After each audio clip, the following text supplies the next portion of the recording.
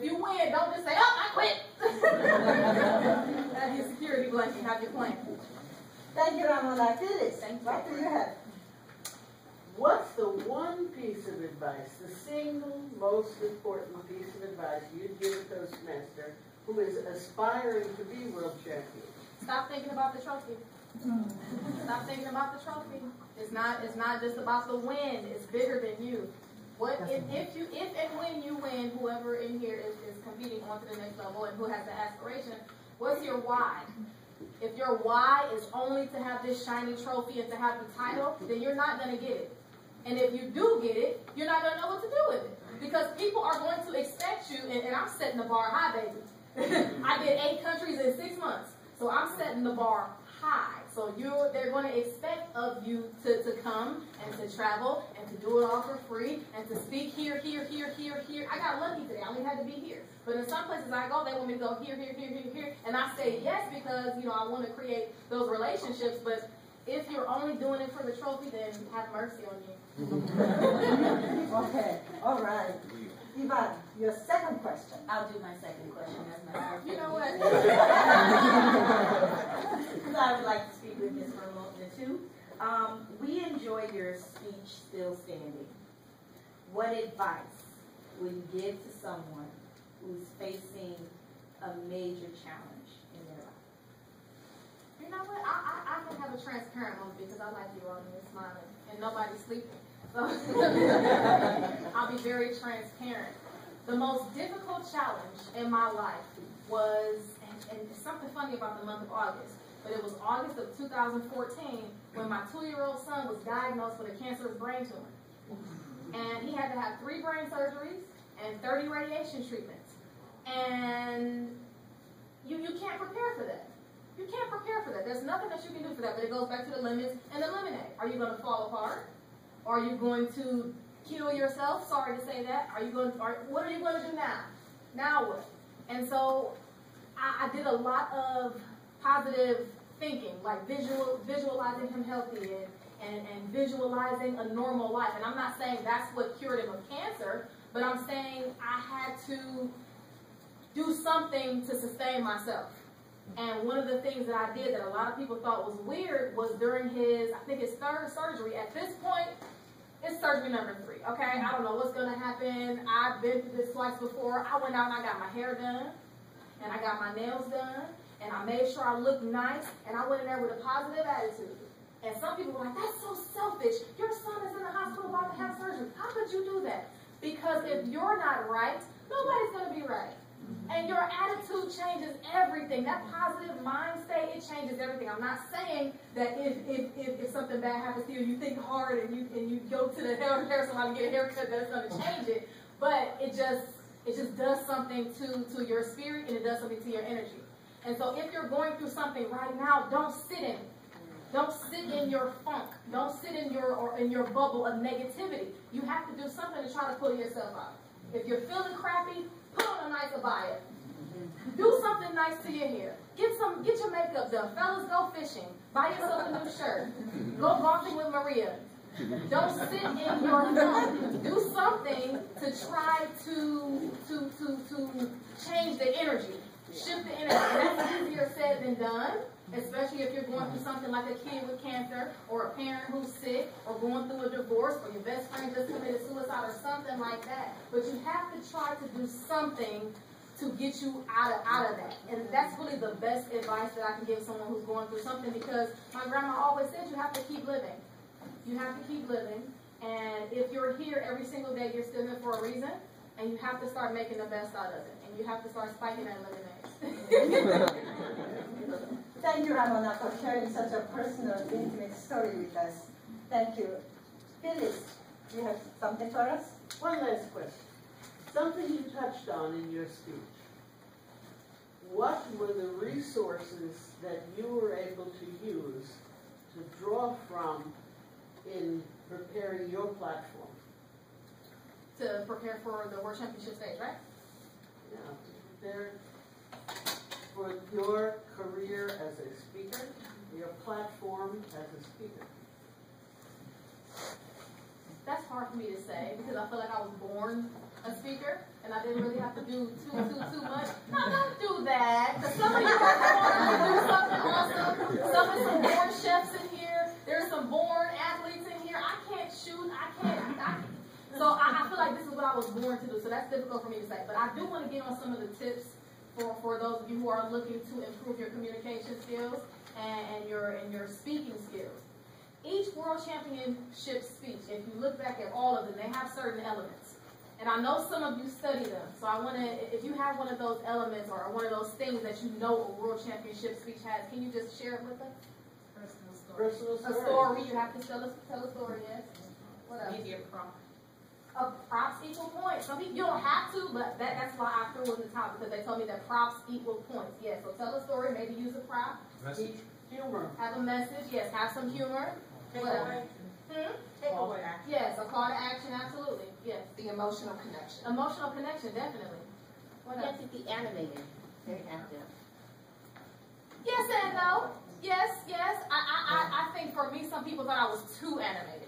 And so I don't want people to think they have to go up there and do it. Like, that's just me. And then you get a world champion like Benajaya, I see something, and he was just as smooth as silk. Ooh, he's married, I think. He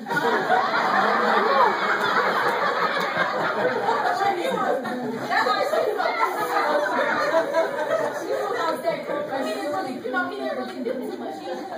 He was in his own space. So, what else? Body language, absolutely. Body language, gestures, vocal variety.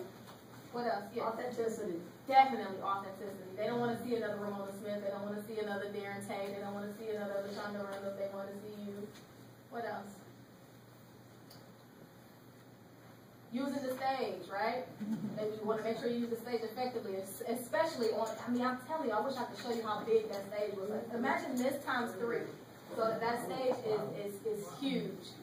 So absolutely humor, but my speech wasn't the most humorous. I got the least laughs out of all 10 contestants. But you do want to throw in that element of humor because we all like that laugh break. And then with the humor, we know what not to do, right? If they're laughing, don't step on the laughter. Let them laugh. Because if you're laughing and I go right into my message, it's like, oh, I was trying to help you out with the humor and you just timing. Oh, yes, absolutely. People, some of the biggest feedback that I got was a lack of content. Well, you had all these failures happen, but why? Listen, guy, I have 7.5 minutes. If I go 7:31, I'm done. So timing and preparation. I think oftentimes we take advantage of some of us who love to speak, we take advantage of our ability to speak impromptu or speak off the cuff. We say, oh, I'm good, I can practice 2 or 3 times. I practiced still standing probably 100-something times. Just because I wanted it to seem effortless, and I wanted it to be seamless, and I wanted it to seem like it was just flowing. So practice, I can't put enough emphasis on practice and preparation. What else did we talk about? Utilizing the feedback that you receive. When you get that feedback, use it. I think there's actually a speech, I forget which manual it is, but you give the same speech, but you implement that feedback that you received. Yes, you implement that feedback. So use that feedback and get with people who you trust, who you look up to. If you're competing, why would you get feedback from somebody who's never competed?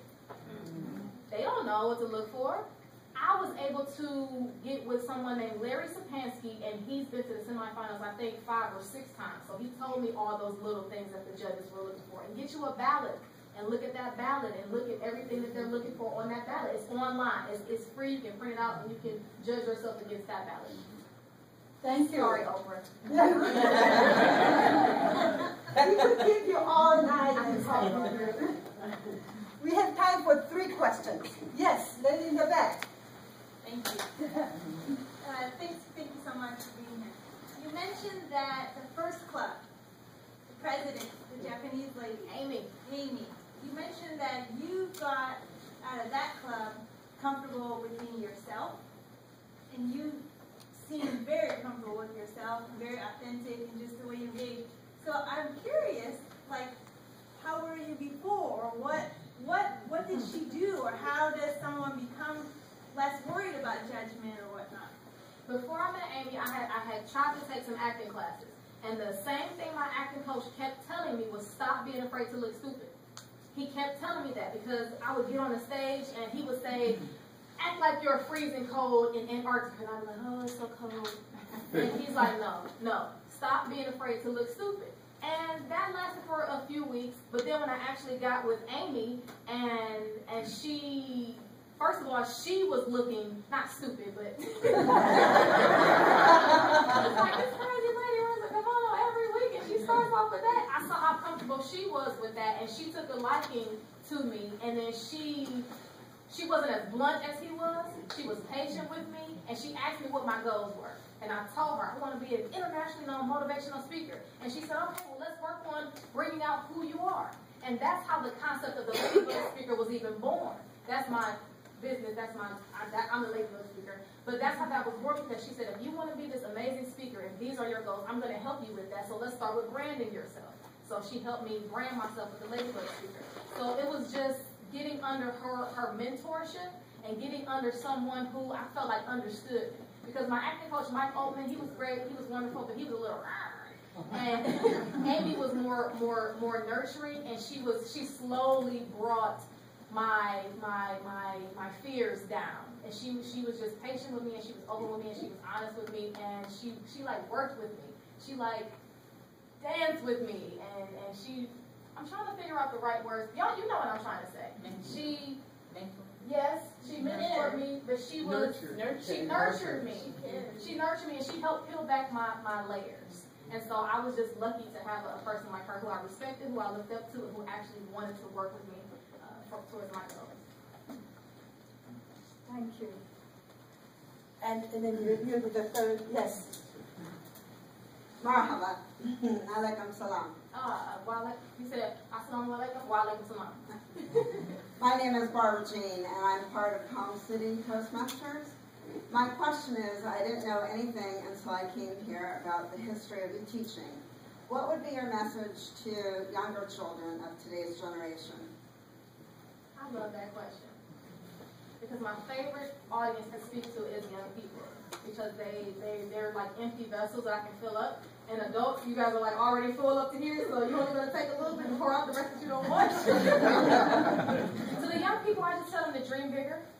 That's the message, dream bigger. Because a lot of the young people that I talk to, most of them are disadvantaged, or they are underprivileged, or whatever you want to call it. They don't have a lot of luxury. And so they don't get to see outside of their cities, and they don't get to see people who look like them in high, respectable positions. So I always tell them to dream bigger, and that means getting out of your little bubble. In fact, everybody, whoever's next to you, do this. Boop. So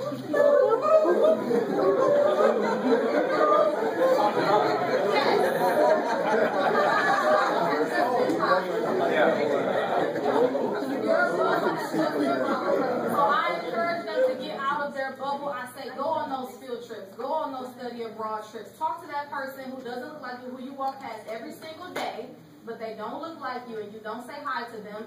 Eat some different foods. Learn some new things. So dream bigger and getting outside of their comfort zone. That's the message I give to the youth, because once they realize that the world is global, I think it'll just help all the relationships just flourish. And that's my message. Dream bigger and poof, happy go. Amen to that. Yes. Please. I'm Natalie Bonilla. I'm coming from Toastmasters TransUnion. I'm from Venezuela, so my question will be, it's a mix.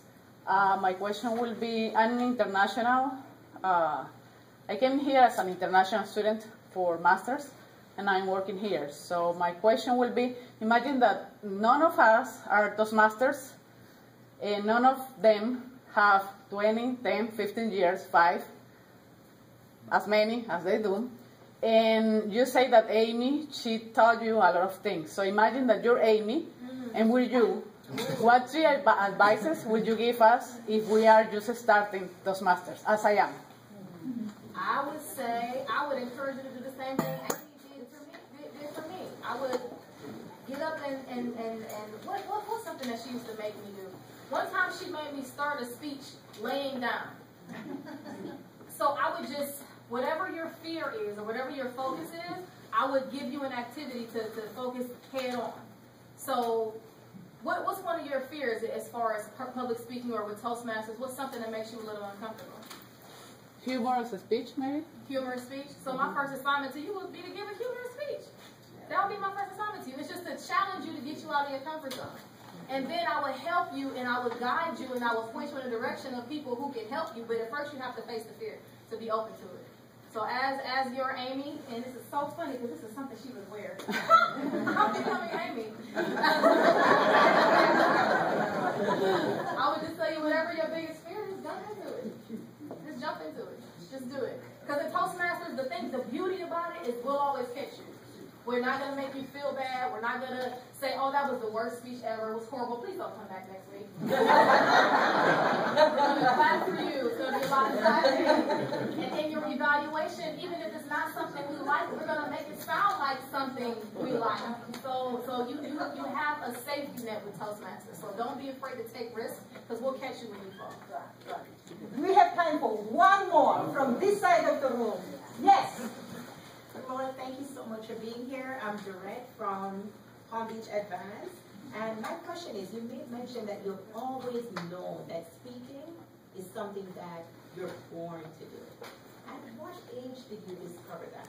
And have you had anyone in your life, whether it's family member or friends, that have identified that gift throughout your entire life? Or was it just you that knew it and moved towards it? What time is it? Because I know my answers are very long. You got time. Okay. I knew for sure, full well, that I wanted to be a motivational speaker when I was 19. When I was younger, my mother would say, you need to be a news anchor, you need to be a news lady. And it just never appealed to me. I don't want to read the news. It's depressing, and I never liked that. But maybe that's what she was alluding to, but she didn't know it either. What happened was, one day, and Hugh knows this story, one day, because he researched and I appreciate that. But one day I was standing at the bus stop in my hometown and I saw a young lady being berated and just verbally attacked by her significant other. And I don't know what came over me because I can look like I can throw a punch, but I'm not a fighter or a confrontational person. But whatever you believe in, I don't know what you don't believe in, whatever, something came over me and said, go say something to her. I didn't know, but something was just like, go over there and say something to her. And I just started giving her this motivational speech. You don't deserve that, and you're a strong woman, and you're beautiful, and I don't know what happened. And so the boyfriend heard this, and of course he wants to keep her small. And so he doesn't want anybody to speak life into her like I was doing because he wants to keep her under his control. And so he told the girl to come over and to beat me up.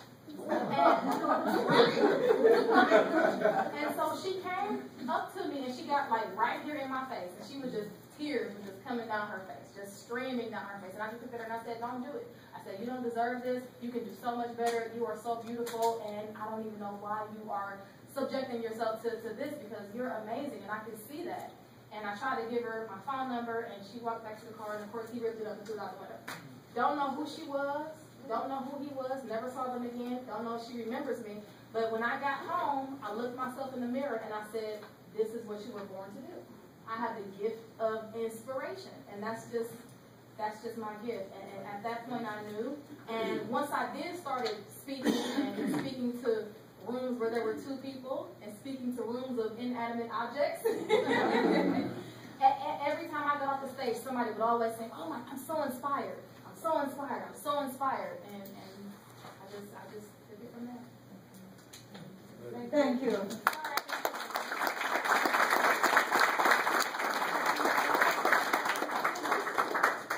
Thank you so much for that inspirational response. I'm going to give the floor back to Valerie.